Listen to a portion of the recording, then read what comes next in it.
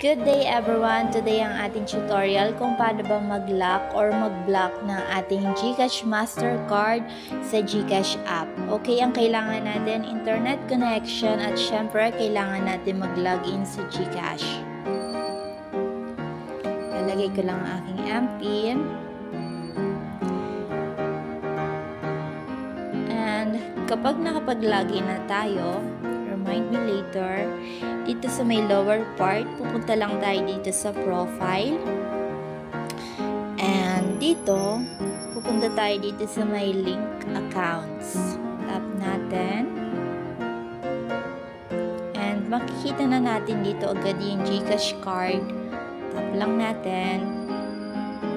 Ayan, habang loading pa mga kabombongs, huwag niyong kalimutan mag-like and subscribe. Thank you!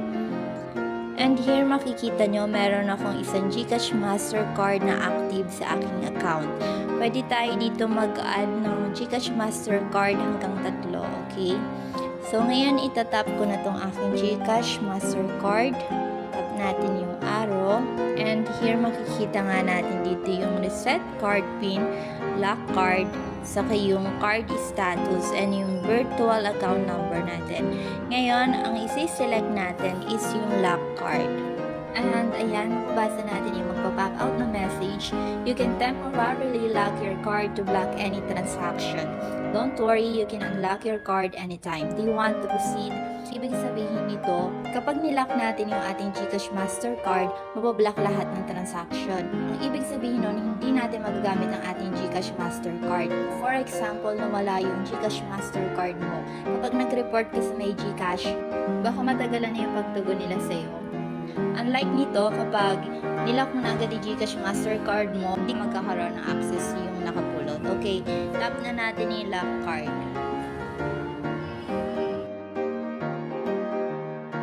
Ay makikita natin dito na magi-gray yung kulay ng ating GCash Mastercard. And makikita natin sa may pinaka-center ng GCash Mastercard natin, lock. Ibig sabihin, successful na agad yung paglalak natin ng ating GCash Mastercard. And syempre, makaka-receive din tayo ng notification galing sa may GCash. So, papakita ko sa inyo yung message ng GCash. So, here mababasa natin, has been successfully suspended. If you did not do this, please reach out to GCash Help Center. Ayan. Kapag naka-receive ka nito, dahil hindi mo naman pinapakailangan yung GCash Mastercard mo, pwede mo silang kontakin. So, babalik tayo sa ating GCash Mastercard.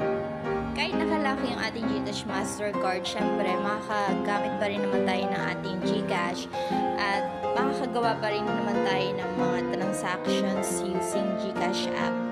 Ayan mga kabombongs, kung meron kayong mga katanungan or suggestion content, just comment down below or visit yung aming Facebook page. Thank you for watching and stay blessed!